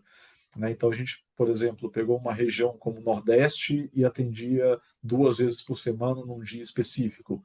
E aí, entre esses dias, era o período que eu tinha para poder entrar vários desses pedidos pequenos, como se fosse encher um balde, até que eu chegasse no momento e falar, agora eu vou roteirizar tudo que entrou nos últimos 2 ou 3 dias e mandar aquela mercadoria para a rua.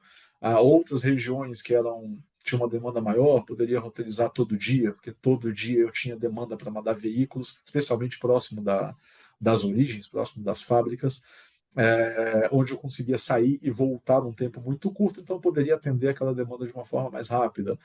Regiões mais distantes, como o norte, por exemplo, eu tinha que mandar para um operador logístico, então eu mandava para ele, por exemplo, uma vez por semana. E aí, durante a semana, eu conseguia encher um truque ou uma carreta para mandar direto para um operador logístico, ao invés de eu mandar vários vans, vários VUCs todo dia para o operador logístico e cada dia deixar 2, 3 caixas ali. Então, o modelo de calendarização foi um projeto bem legal que a gente executou. Né? Eu participei muito mais na execução de como transformar isso no modelo de roteirização que a gente tinha, que era o Roadshow naquela altura. É, mas tinha toda uma equipe, né, de planejamento, a parte de logística, que trabalhou com esses cálculos de entender quais seriam os melhores dias para atender cada região, e nós construímos esse projeto para poder otimizar a operação e trazer um ganho de processo mesmo, né? Tinha muito uma visão de que se entrou um pedido, eu tenho que entregar ele agora. Entrou um pedido, eu tenho que mandar ele para a rua. Mas não se olhava muito para qual o custo que aquilo poderia gerar, sabe? Eu posso esperar até amanhã, por exemplo, e mandar esse produto com um dia a mais de prazo, que não vai mudar a vida de quem está comprando lá na ponta, mas com um custo consideravelmente menor, justamente porque eu consigo consolidar um pouco mais essas cargas.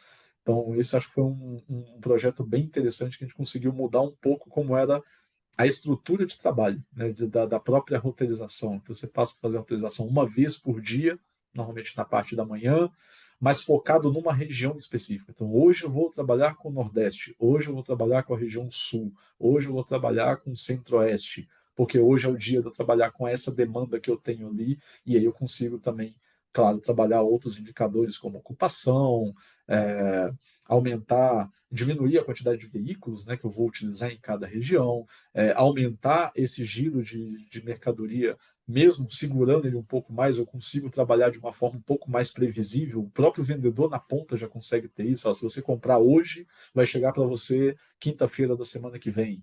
Se você comprar amanhã, vai chegar no sábado.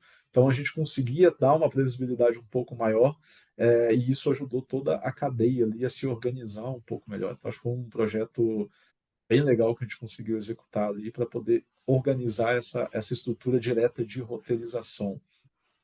E um outro foi na parte da Itambé, voltando naquele tema de volumetria que a gente estava comentando no início. Quando eu entrei na Itambé, as roteirizações eram feitas trabalhando apenas com peso, não se utilizava a informação de volumetria cúbica das cargas. E isso gerava, né, um dos maiores problemas era montar uma carga que em peso cabia num veículo, mas que fisicamente não cabia dependendo do tipo de produto que estava compondo aquela carga. Né? Então foi um dos primeiros projetos que a gente executou lá, onde a gente pegou uma lista de todos os produtos, todos os SKUs que tinham ali, qual era a volumetria unitária de cada um desses produtos, e associando isso aos pedidos que entravam depois para a roteirização, eu conseguia fazer um cálculo. Né? Então, se uma caixa tem não lembro exatamente, 0,1 metro cúbico, eu estou levando 10 caixas, então eu tenho 1 metro cúbico. E vai fazendo essas conversões até eu conseguir trabalhar com peso e com volume. E aí a gente começou a olhar para essas duas unidades e a gente limitou os veículos para, com peso ele leva 3.000 quilos, com volume ele leva 18 metros cúbicos. Então eu poderia ter cargas pesadas que não enchiam o veículo do ponto de vista de volume, por exemplo, caixa de leite, por exemplo, que é muito pesado, ocupa pouco espaço, ou eu poderia ter mercadorias que ocupavam um espaço maior, como, por exemplo, as mercadorias refrigeradas, que não poderiam ter um empilhamento tão grande por conta da fragilidade, do próprio manuseio. Elas ocupavam um espaço maior, mas não necessariamente eram pesadas. Então, elas acabavam tendo uma carga composta por volumetria. Então, a gente conseguiu olhar para essas duas dimensões e evitar o maior problema que acontecia na expedição, que era justamente ele chegar para carregar um veículo e não caber dentro do veículo. Então, você tinha que voltar na roteirização, tirar um pedido, quebrar aquilo em duas cargas, contratar um spot.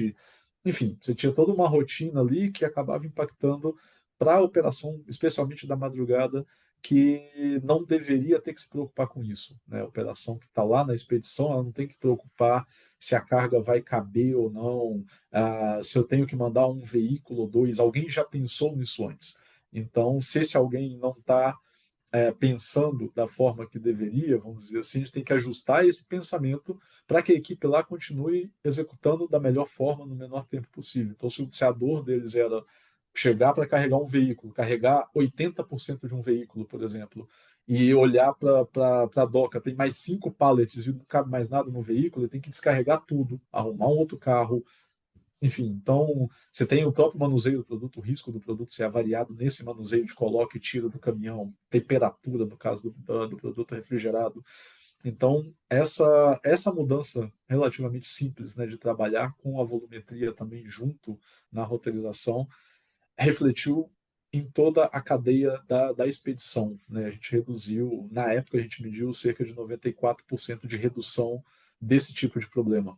E esses problemas que ainda aconteciam eram muito mais voltados ou a um erro operacional de quem montou a carga, não se atentou a uma volumetria e montou uma carga com uma volumetria maior do que o carro levava, ou uma mudança de frota pós-roteirização, então eu montei a rota para um determinado veículo e quem trazia esse veículo, contratava esse veículo depois, contratou um veículo menor do que aquele que foi roteirizado, e aí realmente não vai caber, ou em casos mais esporádicos, há erros de cadastro do produto. Então eu olhava para o produto que tinha uma volumetria X e na verdade ele tinha outra. Então quando eu fazia essa conta não batia e acabava tendo esses ainda pequenos detalhes aí, mas já reduziu consideravelmente uma dor de cabeça que gerava lá. Acho que Isso desses é, principais. isso é muito comum, esse problema de volumetria, ele é muito comum em cargas alimentícias refrigeradas, né? Você pega ali a maioria dos embarcadores que atuam nessa área, trabalha ali com divisórias do baú 60-40, o 40 é congelado, né? 40% da área é congelada, ou às vezes Isso. até 30%, e na hora da venda, na roteirização, você acaba tendo às vezes 70% de congelado.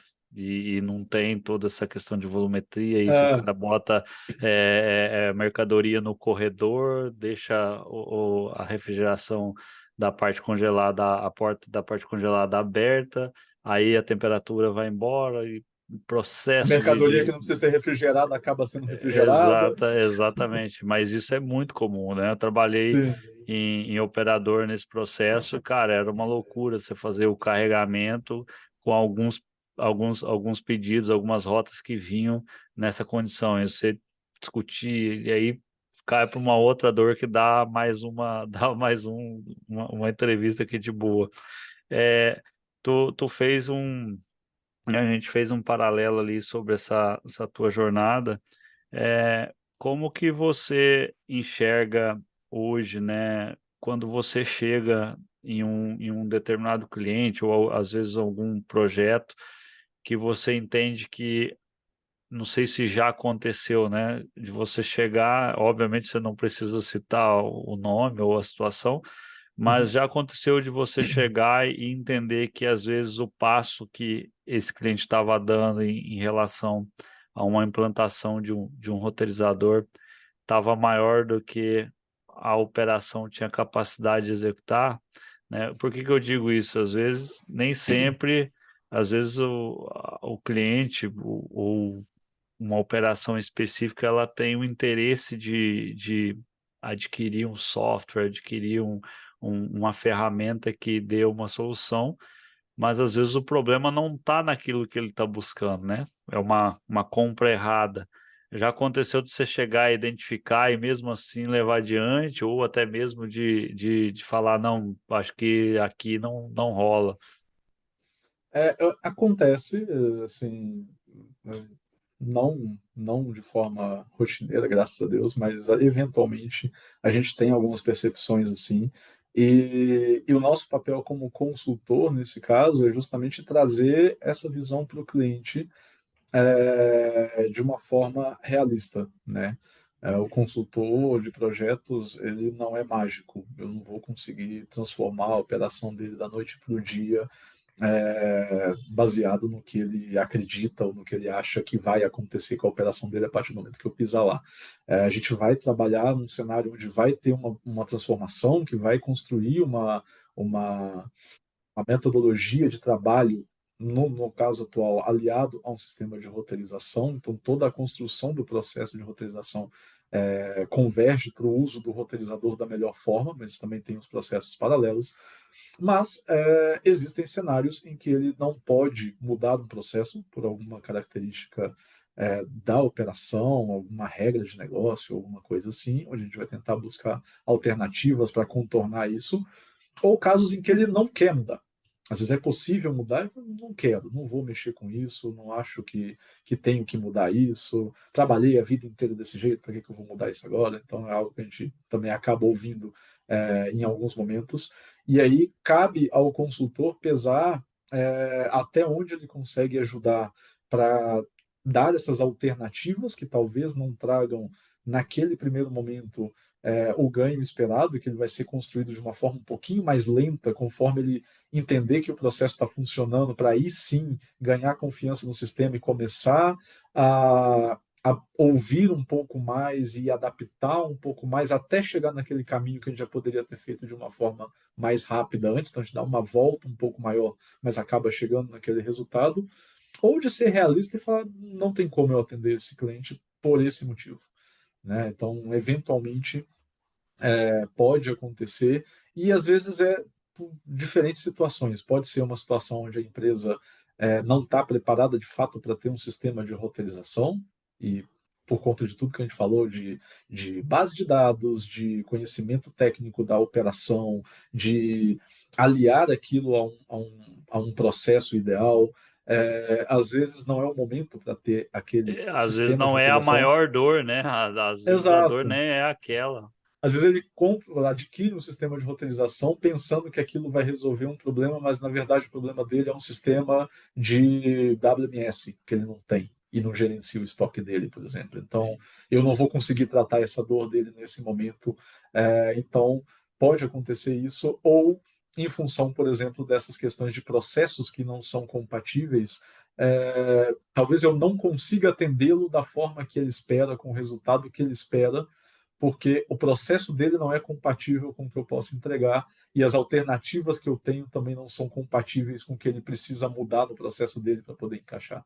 Então, Legal. o papel do consultor é muito mais de observar todos esses cenários, né, e com base nessa experiência, tanto de carreira ou na própria empresa, de outros projetos que ele atuou, de entender aquele cenário e falar, para esse cenário, a opção A, que é a melhor de todas, é essa, vamos seguir com essa. Se ela não der certo, eu tenho uma B e uma C. Se eu chegar na B e na C e também não der certo e não tiver uma outra opção, a gente tem que partir para um caminho mais realista. Né? Ele é um trabalho de mão dupla, né? Não é só a empresa implementando um sistema, não é só a equipe dele trabalhando para fazer o sistema rodar, tem uma troca de informações, tem uma troca de conhecimento. Eu aprendo muito cada vez que eu vou fazer um projeto desses, porque é uma vivência que eu não tenho, né, daquela operação, e por mais que sejam segmentos às vezes similares aos que eu já trabalhei, é, É, é diferente, é tudo né? diferente. eu só teria essa oportunidade de conhecer, talvez, se eu fosse funcionário, se eu te entrasse ali para ser contratado para trabalhar, por exemplo, na área de roteirização, na área de logística, enfim. Então, eu tenho essa oportunidade de ver essas operações funcionando e a gente consegue trazer essas informações para vários segmentos diferentes. Legal. Durante esse período, né, principalmente quando a gente viaja, tem toda essa rotina de conhecer pessoas novas e treinamento e muitas reuniões, sempre tem alguma situação engraçada, né? Você tem alguma que você se recorda de que Tenho, possa tenho, mencionar? tenho. Envolve, inclusive, o sistema de rastreamento que a gente trabalhou junto, né, também. Como a gente contratou o sistema e a gente precisava trabalhar em duas etapas, né? Então, uma delas era de construir toda a base de informações, a base de dados, e a outra parte treinar os motoristas que utilizariam o aplicativo para poder executar corretamente como aquele processo aconteceria, né? Então, foi uma das primeiras oportunidades que eu tive ali na Itambé de poder dar treinamentos para grandes turmas, né? Especialmente turmas de motoristas nesse caso. Teve um treinamento que a gente foi dar em Pará de Minas, na unidade de Pará de Minas, que era a maior unidade naquela época que teria essa implantação. E eu cheguei lá num sábado, uns 80, 90 motoristas numa sala, coloquei um slide, né, processo de monitoramento e tudo mais. E sentou todo mundo, fui começar. Bom dia, pessoal, tudo bem? Meu nome é Vinícius. Aí um motorista lá do fundo levantou a mão. Falei, será que eu estou falando baixo? Quer que ligue o ar? Até que horas vai isso daqui? Sei lá. Não consegui pensar em nada que ele pudesse. Não ouviu meu nome, não entendeu meu nome, sei lá. Levantou a mão, apontei para ele. Pode falar. Eu não sei usar celular. Eu estou vendo que tem um celular ali. Eu só uso esse celular aqui. Tirou um celular do bolso, aqueles de tecladinho ainda, bem analógico, né? Um Eu tenho esse Nokia? celular aqui, um Nokia daqueles bem antigos. Eu só uso o celular para ligar e para receber chamada da minha esposa ou quando meu supervisor me liga. Eu não sei usar isso daí. Como é que eu vou usar isso daí? Eu falei, cara, mas eu só falei meu nome. Eu só dei bom dia e falei meu nome. E, e aí eu virei para o coordenador da equipe. Falei assim, você pode responder para ele? Eu pensei, eu não tenho o que falar para ele. Aí ele falou: não, calma, fulano, ele vai falar ainda, ele veio aqui para dar um treinamento, ele vai te mostrar como que vai funcionar. Não, mas eu não sei usar isso, eu não sei mexer com isso. E ficou reclamando o treinamento inteiro, não sei usar, não sei usar e tal. Passamos o treinamento de uma hora. No final, a gente fui lá com esse coordenador, fui lá nele, falei: e aí, gostou do treinamento? Ele, vou tentar usar isso daí, não sei se eu vou usar. E ainda resistente lá. Quando a gente É, começou a acompanhar a operação, ele foi um dos que melhor utilizava o sistema. De longe, assim. É o que baixava tudo no local certinho, na hora certa. Quando dava um problema, falava, deu um problema, sei lá, cliente fechado, deu um problema porque ele não quis receber a mercadoria tal. Tinha, como ele trabalhava em rotas com mais dias de viagem, então eu tinha que registrar pernoite, registrar almoço. Ele ia lá, registrava tudo, ó, almoço, pernoite, fim de pernoite. Então, ele foi um dos que melhor executaram o processo, mas eu acho que naquele momento ele deve ter visto aquilo, né, todo mundo ali e tal. Não sei se foi um susto, não sei o que ele tinha de informação antes da gente chegar, mas para ele era algo que ele não conseguiria fazer de jeito nenhum. E do meu lado, era uma situação de improviso que naquela época eu ainda não tinha. Hoje eu tenho, que tem muito mais isso por conta dos treinamentos que eu dou. Vez ou outra surge algo desse tipo que eu tenho que improvisar de alguma forma para poder seguir com a dinâmica, mas naquela época ainda não tinha todo esse tato, né? E me pegou de surpresa porque do nada, né? Você tem uma interrupção dessa com 5 segundos de treinamento e isso move todo mundo, né? Porque aí eu começo um do sim. lado e falo assim, eu também não Aí é, sei. aí é Eu também uma, aí é não. uma cadeia. Eu também, meu celular também é igual ao dele, eu também não sei usar isso. E começa Eu aquele problema de novo. por um tempo, eu carregava uma caixinha de lenço, aí eu chegava com a caixinha de lenço, colocava na mesa e falava assim, isso aqui, antes da gente começar, isso aqui é para a hora do choro. Aí vocês precisam escolher se vai ser no início ou se vai ser no fim, só não pode interromper o treinamento, né?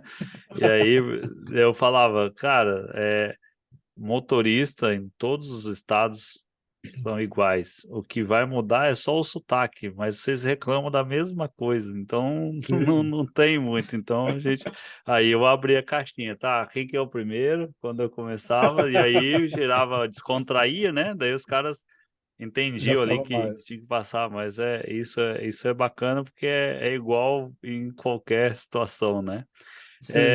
Mas hoje, né, dentro dos desafios de processo, projetos, carreira, é, onde você entende que foi o seu maior desafio? Foi estando do lado da operação, de quem planejava, executava, ou do lado da parte das implantações, dos projetos, de desenhar o processo?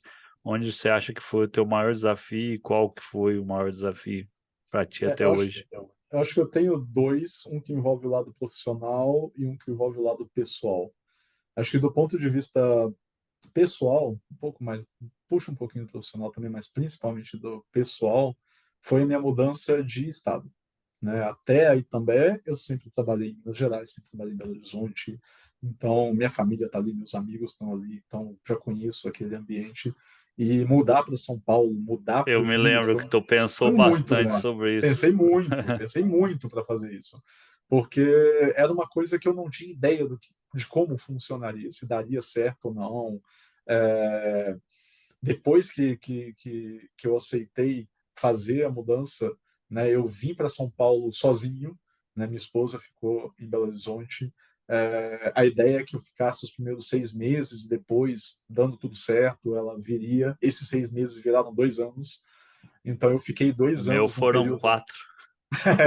Fiquei nesse período de São Paulo, Belo Horizonte, Rio, Belo Horizonte a cada 15 dias, às vezes um pouco mais, um pouco menos.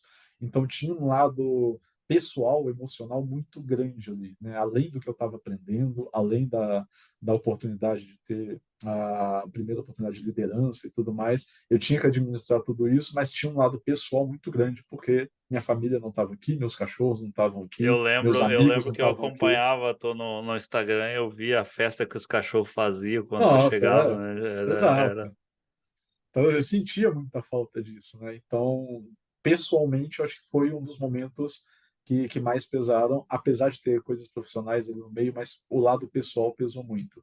Profissionalmente, eu acho que foi a mudança para a parte de consultoria, porque aí eu passei para um outro lado, né? Eu deixei de executar tudo aquilo que eu fazia nos últimos anos, de trabalhar com a operação de uma empresa específica, de um processo específico, para ajudar outras empresas a melhorarem os seus processos com base no conhecimento, na experiência que eu adquiri ao longo desses anos.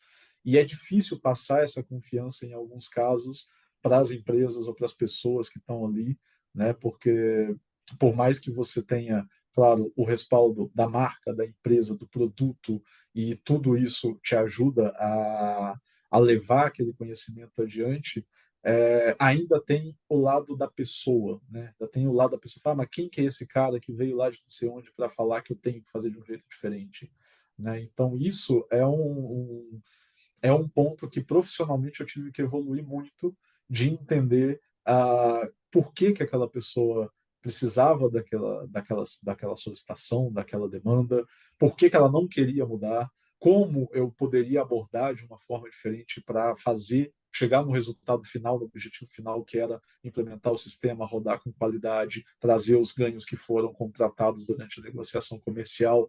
Então, tem uma parte de, acho que até de negociação em si, que envolve, que era algo que eu não tinha contato e que eu nunca tive muita experiência, né? Então, Aproveitar esse gancho, assim, eu tô falando um negócio que é interessante, porque às vezes, né, por mais que você seja um consultor de projeto de uma empresa específica, quando você é um consultor independente também, né, que você está aberto, aí você tem duas situações.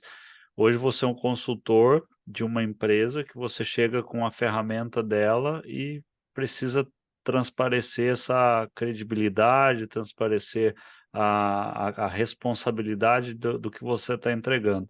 Quando você é um uhum, consultor independente, além de ter todas essas vertentes aí que o cliente precisa confiar, você tem também estar aberto a diversas ferramentas, que cada hora, às vezes, você precisa entender qual das ferramentas vai se encaixar naquele modelo.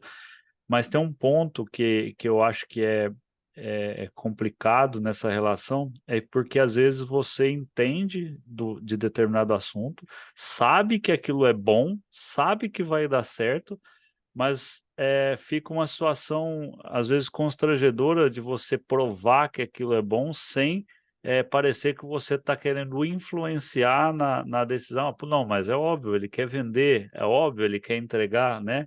E Sim, pelo menos, a maioria das vezes, nunca, jamais foi por querer vender ou por querer, de fato, fazer com que aquilo desse certo do ponto de vista comercial, mas sim porque você sabe que tecnicamente aquilo vai resolver, mas existe esse receio do outro lado, né?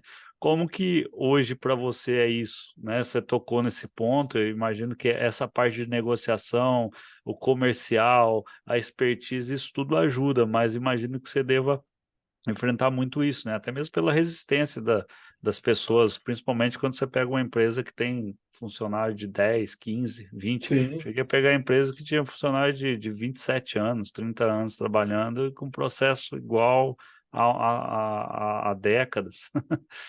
sim. É complicado porque é uma linha muito tênue entre passar esse conhecimento e ser arrogante e tentar impor alguma coisa. Então, é muito difícil administrar isso para que a pessoa, não que você vai ser arrogante, mas para que a pessoa não te veja como arrogante.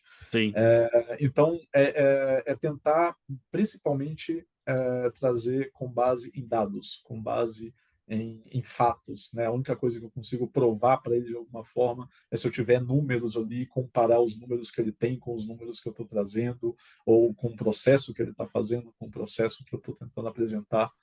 Então, uma das coisas que a gente utiliza muito quando há um tipo de situação mais instável, vamos dizer assim, durante um processo, é tentar questionar, sabe? Falar, por que que você está tendo esse problema? Por que que você tem essa dúvida?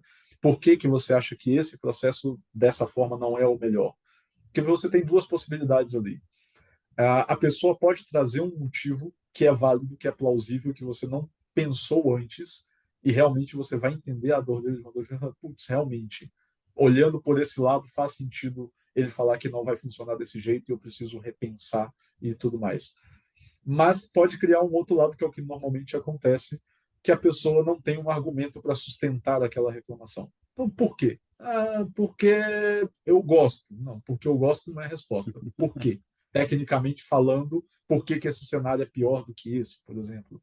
Né? Então, ou a pessoa extrai alguma informação dali, fala, é ruim porque você não está considerando, por exemplo, o tempo que ele vai ficar parado em cada cliente. Então eu preciso considerar qual é o tempo. Você tem que me dizer. Pode ser 2 minutos, pode ser 5, meia hora. Tudo isso vai influenciar naquela roteirização, na configuração do sistema que a gente está trabalhando. Não sei quanto tempo. Então, se você não sabe como você está me cobrando que eu não tenho esse tempo. Então, é sempre uma tentativa de trazer para o nível dos dados, para o nível dos fatos, né? E em cima disso buscar a melhor solução.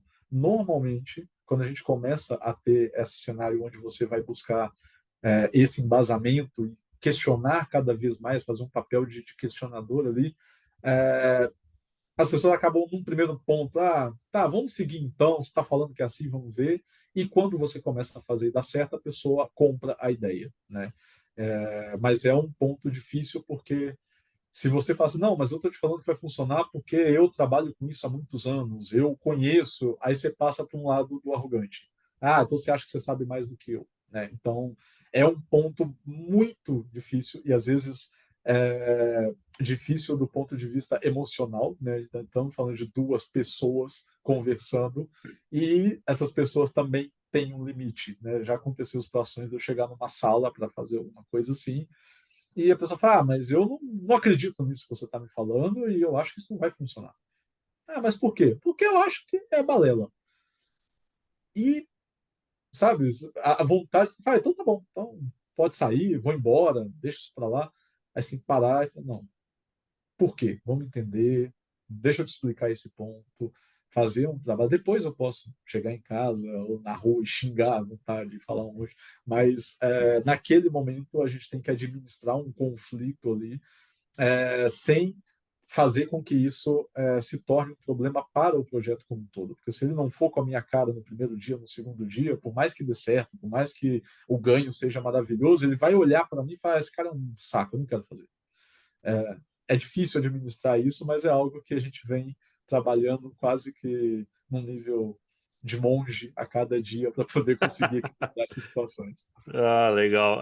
A parte legal para mim é que ouvindo várias histórias, né, eu também eu tô aprendendo muito e imagino que quem vai assistir também aprenda.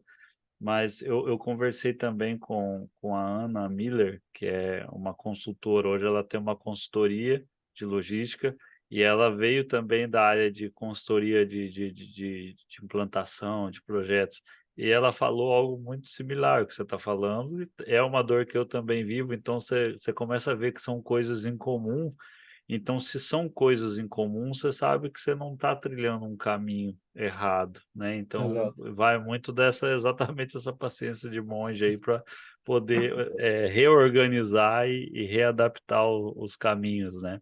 Mas é Isso aí. interessante. Vinícius, dando sequência aqui, né? A gente está entrando já na reta final do nosso bate-papo. É, por onde a gente passa, a gente sempre tem um entendimento de coisas que a gente faz que deixa uma marca, né? Deixa um registro de sucesso, de satisfação, e isso a gente às vezes entende até mesmo como um legado do profissionalismo, né? Isso pode ser para a empresa, pode ser para as pessoas, pode ser para um processo, tem várias formas de você deixar uma marca daquilo que você fez por um período. Você tem alguma que você entende que seja um legado aí da sua carreira? Eu acho que mais do que os projetos, né, que eu executei ao longo desses anos, né, como a gente citou, da volumetria, da calendarização, e teve vários outros nesse sentido, que mudaram a forma de trabalhar ali, melhoraram o processo. Não sei se todos são executados até hoje ou não, mas naquele momento eles funcionaram e trouxeram o resultado. Eu acho que mais importante disso tudo é criar essa confiança e essa trajetória em cima do que foi executado do meu trabalho ali, de passar essa ética e essa responsabilidade de tudo que foi feito ao longo do tempo, sabe? Eu sempre trilhei um caminho muito mais voltado em trabalhar com exatidão nas informações, em trabalhar com clareza naquilo que estava sendo feito e buscar a informação que deveria ser informação real para cada cenário, ser sincero em cada um desses cenários. E isso me levou a caminhos muito bons, como os que eu tenho hoje, mas também talvez me fizeram dar uma volta maior com relação, por exemplo, a conseguir promoções ou algo do tipo, né? Eu nunca fui de pedir aumento ou de puxar saco de X ou Y para ter um cargo maior, então eu não achava isso correto. Então, eticamente falando, eu sempre trabalhei na linha de que se o meu trabalho está sendo bem feito, se o meu trabalho está sendo reconhecido da forma que ele tem que ser feito, da forma que eu gostaria de ver aquele trabalho daqui 10, 20, 30 anos, esse reconhecimento vai trazer algum benefício futuro, que pode ser uma promoção, pode ser um reconhecimento, pode ser um destaque, ou, enfim, só o próprio reconhecimento com aquelas pessoas com quem eu trabalhei, com as pessoas com quem eu tive contato ao longo de tanto tempo, né? A gente sempre preza por fazer projetos que sejam duradouros, por projetos que vão permanecer ali até depois que a gente aposentar e tudo mais. Mas eu acho que um ponto que a gente não comentou muito e que tem um lado real nisso, tem muitos projetos pelo caminho que também não dão certo. Tem muita coisa que eu fiz ao longo da minha carreira que deu muito errado, sabe assim, tanto de tentativa de fazer alguma coisa que não deu certo profissionalmente, de pensar talvez numa oportunidade ou algo assim, ou projetos de fato. Vamos colocar esse projeto para rodar porque ele é sensacional e quando roda é uma porcaria. Então, a gente, acho que com relação ao legado, a gente consegue construir muito nessa tentativa e erro e em manter os seus princípios, sabe? Eu tento fazer, independente se vai dar certo ou não, claro que eu espero que dê certo sempre, mas dando certo ou não, vou fazer aquilo da melhor forma, da forma mais correta, da forma mais prática e da forma mais realista possível. Então, se não der certo, fala, não dá certo, a gente tem que pensar numa outra alternativa, não vai funcionar desse jeito, então vamos pensar numa outra maneira, mas nunca tentar é, ludibriar ou esconder alguma coisa para que talvez até dê certo por um determinado momento, mas quando aquilo vier à tona, acaba manchando toda uma carreira, todo um legado que você construiu até ali. E no papel de consultor, né, tu tem às vezes um paralelo, uma similaridade com a de um professor, né? Porque Sim, muitas das vezes a responsabilidade sua ela é muito maior por estar ensinando, por estar dando o start num conhecimento novo para uma pessoa e eh, a forma de você marcar a vida de pessoas e processos nessa condição ela é muito maior, né? A responsabilidade é muito maior. Eh, Até aproveitando o gancho, né? A gente vive um momento de acesso a muita informação. Hoje, praticamente tudo que você quer saber, você consulta e tem em um estalar de dedo a resposta. Só que esse volume de informações não necessariamente reflete em experiência, né? E até um dos objetivos aqui do canal, como eu sempre menciono, é mostrar para essa galera nova que está no mercado que às vezes as coisas elas levam um tempo, né? E pode até ser que você já vivenciou isso de colegas de trabalho, de pares ao longo dessa jornada, de pessoas que às vezes não têm muita paciência e já acha que acabei de chegar, fiz um projeto que deu certo, já quero um aumento, né? Tu até acabou de citar que tu não é um cara desse perfil. sim, Que conselho que você, né? Porque existe um outro ponto de observação que às vezes as pessoas fazem de forma errada. Você é um cara novo ainda, muito novo, e tem uma bagagem excelente, uma bagagem muito bacana no sentido de variação, de delas se completarem, né? O que você faz hoje é por essa variação durante a tua carreira, ela deu todos os ingredientes necessários para que você fizesse um bom trabalho hoje.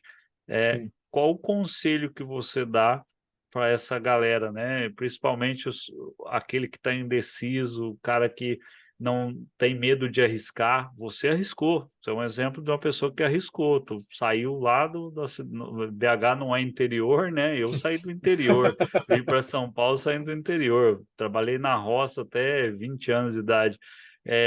Quando eu vim para mim também foi um susto. Mas você arriscou. É, tem muita gente que deve assistir agora que está nessa fase, recebeu uma proposta lá de longe e tem o receio de arriscar.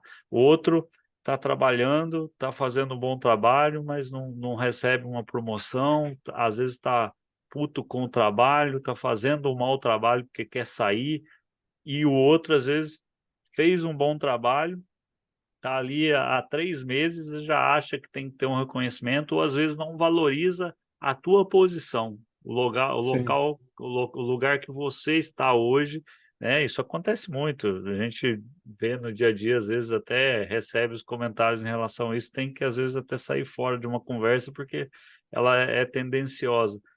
Qual o sim. conselho do Sacra para a galerinha aí que está no mercado? E o cara, né, que é um analista, um auxiliar, um assistente que quer seguir carreira aí na área de logística.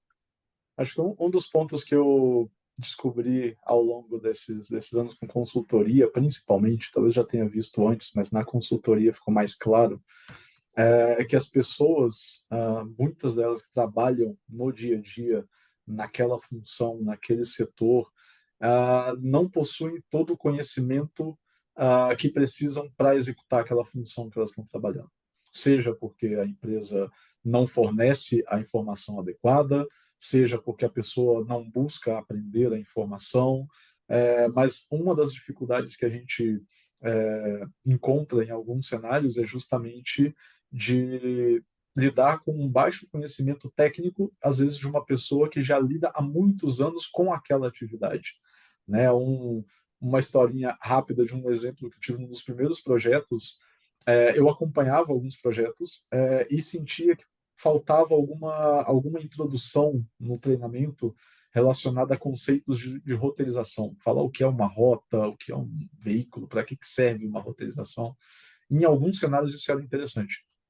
E quando eu fui dar um dos primeiros treinamentos numa empresa gigante, com, enfim, veículos do mundo inteiro, frota, tudo mais, é, eu pensei em levar esses slides falando sobre o que é uma rota. Uma rota é uma consolidação de uma demanda numa certa região. Tarará.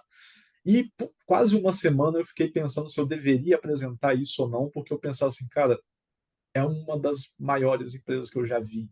Eu não sei se eu preciso falar para ele o que é a empresa dele. Eu vou me sentir um idiota, o cara vai olhar para mim e falar, sério que você veio me falar isso? E eu pensei muito se eu deveria fazer isso ou não. No dia do treinamento, eu falei, cara, eu vou colocar que sejam 3 minutos para falar sobre isso aqui, para ter uma introdução e seguir, mas eu vou colocar. E quando eu abri a tela, que é uma roteirização, o analista de roteirização, que estava lá há muitos anos que ele dava, tirou o celular do bolso e tirou uma foto do slide. E começou a notar, tipo, nossa, que sensacional. E eu pensava assim, cara, mas é o seu dia a dia, é o que você faz. O que a roteirização causa? Pô, ela gera uma eficiência na operação, rotas melhores, veículo roda menos. Nossa, isso é muito incrível. E aí eu senti que era um conhecimento, a princípio, julgava básico de quem operava aquilo, sabe? Mas que as pessoas não tinham. E depois eu comecei a ver isso em outras operações de diferentes tamanhos, de diferentes segmentos, e a resposta era sempre parecida, porque a pessoa não tinha um conhecimento é, mais técnico daquilo que ela fazia. Às vezes é o que a gente chama de apertador de botão. Ele está ali para só alguém mandou eu fazer isso, eu clico aqui, faço isso e acabou. Às vezes parece aquela cena do filme, do seriado Lost, né? Que tem os caras Uhum. que de tantos em tantos segundos tem que apertar o botão, mas não sabe o porquê. Exatamente, exatamente, é a mesma ideia. Então, acho que um dos conselhos que a gente poderia passar para quem está nesse início de carreira, principalmente, ou para quem já está trabalhando na área, mas sente que poderia se aprofundar um pouco mais e buscar uma oportunidade, é estudar sobre aquilo que a sua área faz, sobre o que o seu trabalho faz. Pode parecer meio, sei lá, óbvio ou, enfim, simplório, mas entender o que você faz te ajuda a melhorar no seu processo futuro. Às vezes você pergunta para uma pessoa o que você faz e ela não sabe te falar. Eu Né? uso um termo muito sempre também que vai se tornar repetitivo porque isso vem à tona toda hora, mas eu falo Aham, sempre para as pessoas, entenda o cenário de onde você está. Olhe, né? Porque como consultor, trabalhando com sistema, etc., você acaba tendo uma visão superior das coisas, né? E sim, não ser superior, mas a visão de cima daquilo que está sim, acontecendo. Então eu sempre falo para as pessoas, cara, tu tem que entender do cenário de onde você está situado, né? Onde o meio que você está inserido. Quando a gente vai lá para as aulas teóricas de logística, que o cara fala quem é o seu cliente, né? é, Então, isso é de fato, quando você fala ali de levar um conceito básico, é porque realmente às vezes falta entender o básico. E o básico gera mais discussão do que às vezes a parte técnica mais complexa, né? exatamente, exatamente.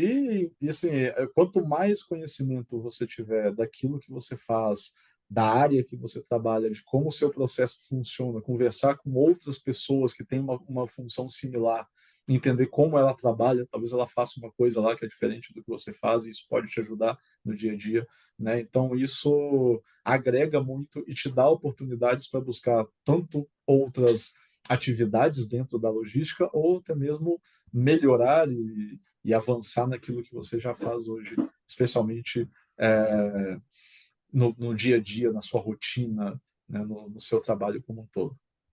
Sim. Legal, cara.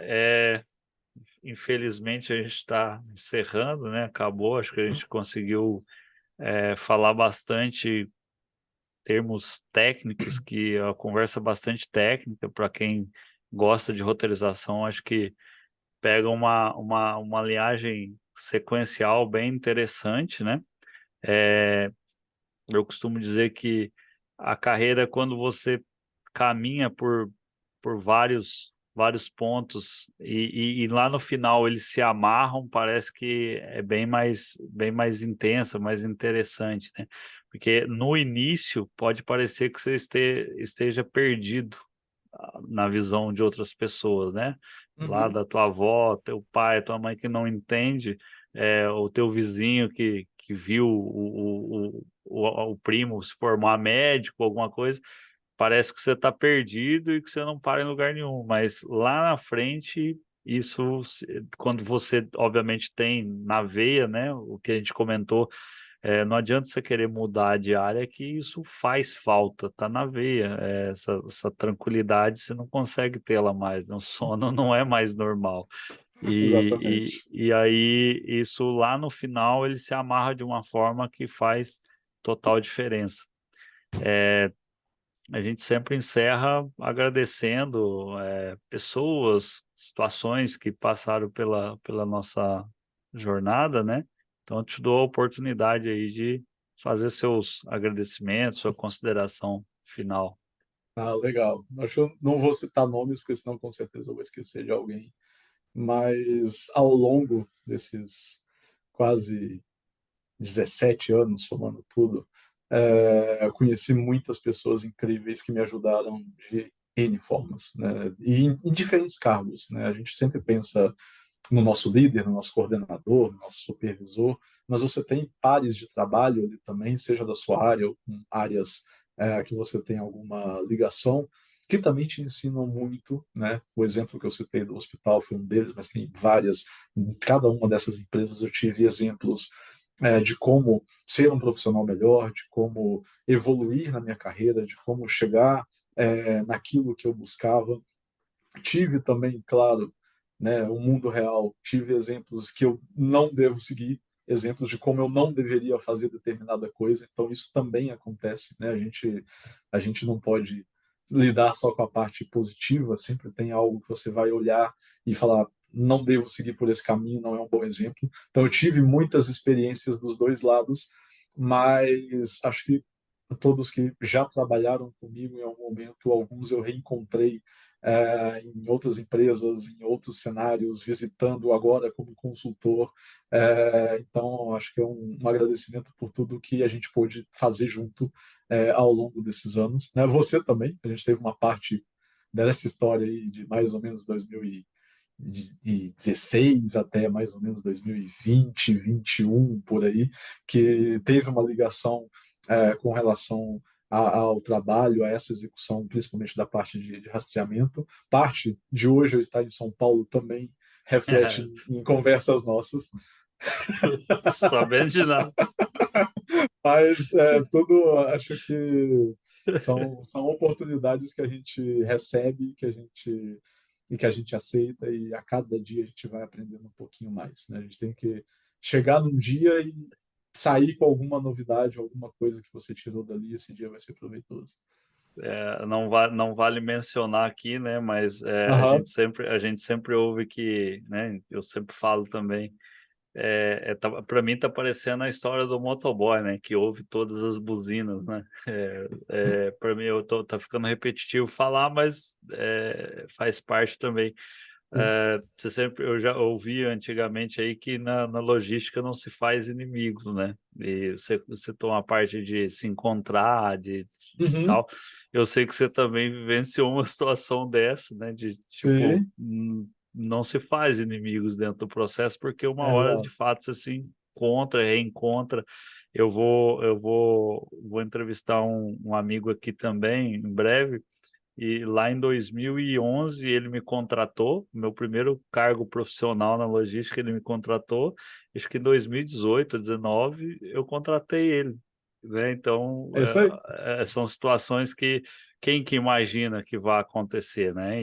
Obviamente, daí nesse universo você trabalha com um hoje que estava contigo em tal lugar, aí você vai para tal lugar, outro que te indica, e isso é muito legal. Então, eu acho que dentro de toda a jornada, né, o princípio ético ele é fundamental, o bom relacionamento ele é fundamental. Existe ainda a condição de você não pisar em ninguém, né?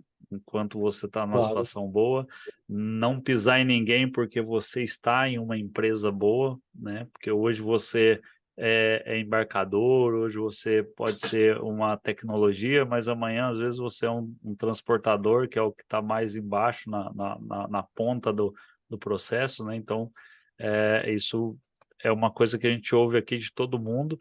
E você falou um ponto ali, né? Quando a gente fala do cenário ali também, em relação à situação anterior, do conselho, é, existe a questão de você não deixar a peteca cair quando a maré tá vindo baixa, né? Você está remando, ou você está remando contra a maré da situação. São situações que você precisa, às vezes, parar, pensar, não deixar o negócio fluir de uma maneira que às vezes você toma uma decisão de cabeça quente, né? São pontos ali Sim, que são relevantes.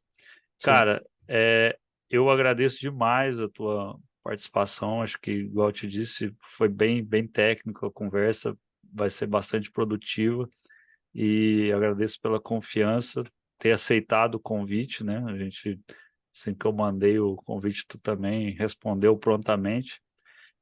Achei bacana ali os teus artigos, né? Sim, Escrever não é fácil, falar não é fácil, escrever às vezes pode ser pior ainda, porque quando a gente fala, você está num vídeo, numa gravação, etc., você pode ir lá e cortar, mas a parte escrita, depois que tu publica, é, editar e ainda tem o lance de prender a atenção de quem está lendo, né?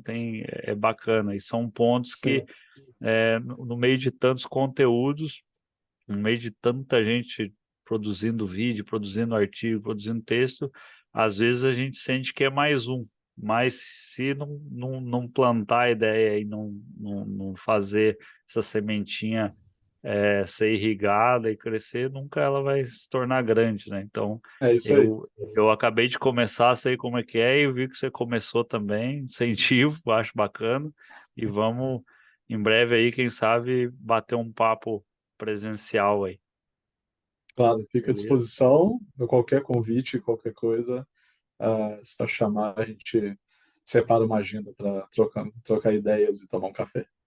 Fechado, meu caro. Valeu, Vinícius. Até mais. Valeu, até Tchau, mais. tchau. Tchau.